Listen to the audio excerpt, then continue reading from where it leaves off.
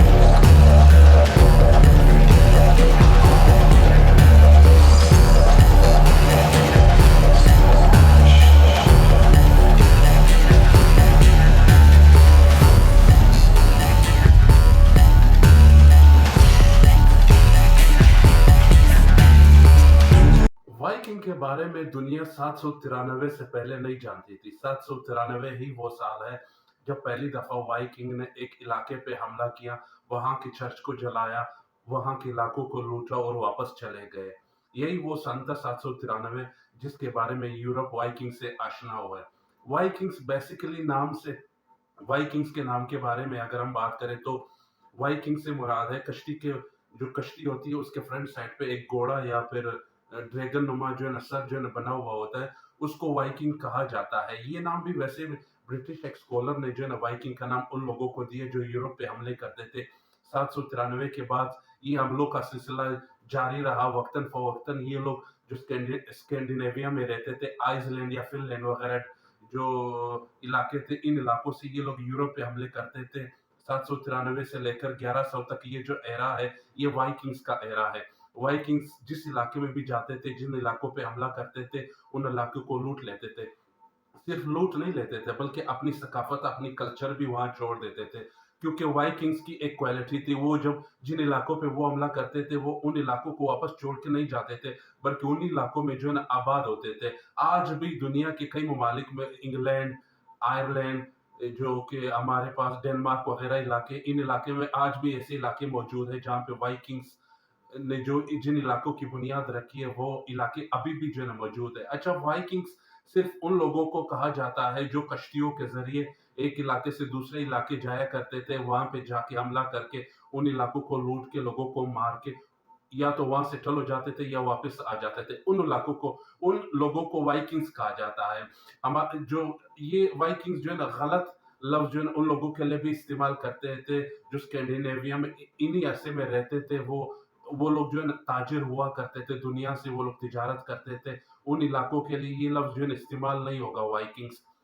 उन उन लोगों के लिए जो है ना नॉर्थ मैन जो है ना कहा जाता था, उन इलाकों के लोग। वो लोग जो है ना प्रोफेशनल हुआ करते थे, खेती बाड़ी में प्रोफेशनल हुआ करते थे, तिजारत में प्रोफेशनल हुआ करते थे। दुनिया से ताजिर वगैरह जो है ना इनके पास आते थे, वो उनसे जो है ना तिजारत करते थे, अपना असला वगैरह उनको बेचते थे और उनसे जो मसाले जात वगैरह या दूसरी जरूरत की चीजें होती थी, वही चीजें वो लोग लेते थे। ये जो नॉर्थ मैन होते थे, ये बड़े ही स्किलफुल प्रोफेशनल लोग हुआ करते थे। बाद में जब आहिस्ता आहिस्ता ये नॉर्थ में जो है ना, इन्हीं में से भी कुछ लोग जो है ना वो वाइकिंग्स के साथ शामिल होने लगे, क्योंकि ये एक आसान कमाई बन गई थी। जो वाइकिंग्स के बारे में कहा जाता है कि ये बड़े प्रोफेशनल स्किलफुल जो है ना वॉरियर हुआ करते थे। 793 ईस्वी से जारी ہونے والی یہ جو لڑائی یا پھر حملے اگلے 300 سال تک جاری رہے. یورپ کا کوئی بھی علاقہ اس سے محفوظ نہیں رہا. وائکنگز نے یورپ کے ساحلی اور اندرونی علاقوں پر حملہ کیا اور مشرق میں بازنطینی سلطنت تک تجارت کی، یہاں تک کہ بازنطینی شہنشاہ کے لیے اشرافیہ اورنجین کارڈ کے طور پر خدمت انجام دیے.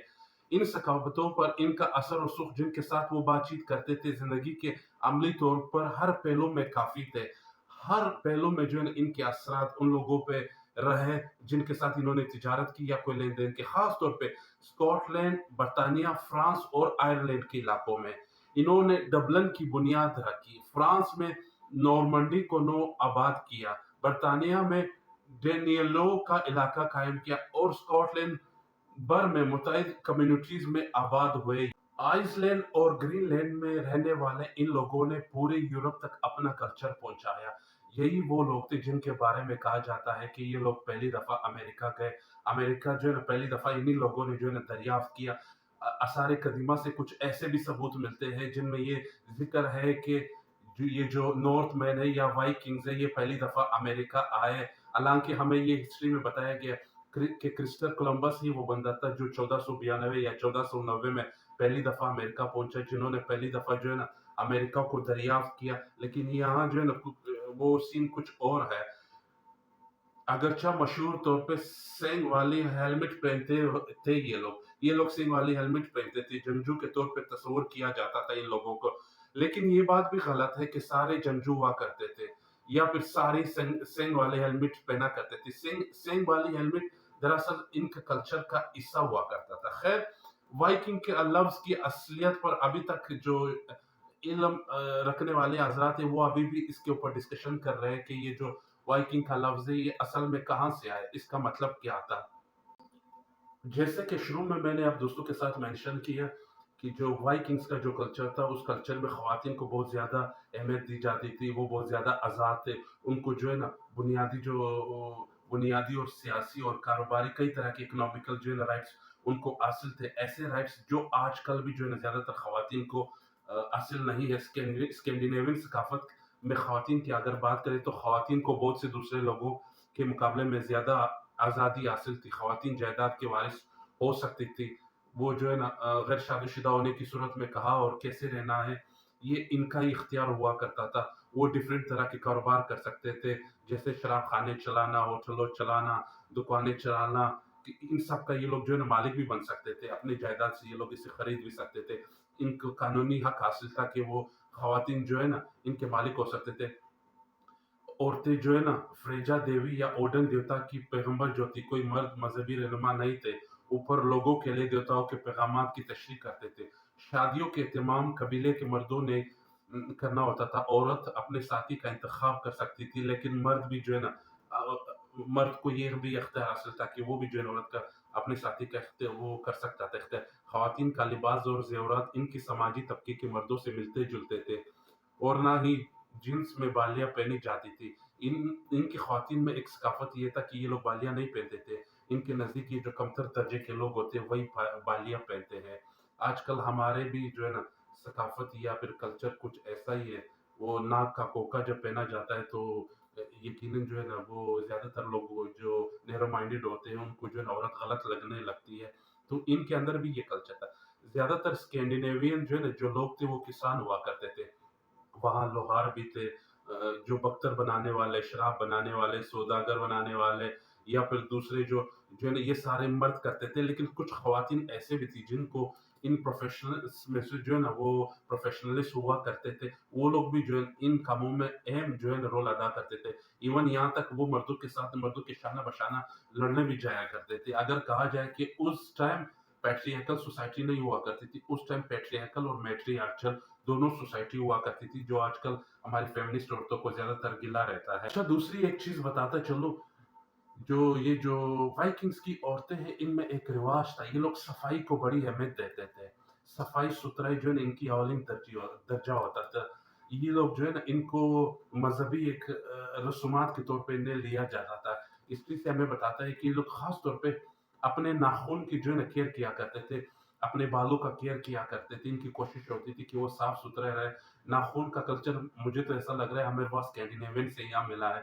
जो कि आजकल ज़्यादातर औरतें जो है ना अपने नाखून को बढ़ाती है, रोज़ उसका देखभाल रखते हैं। मेरा नहीं ख्याल कि वो लोग जो है ना घर का इतना देखभाल रखते हैं जितना वो लोग अपने नाखून का रखते हैं।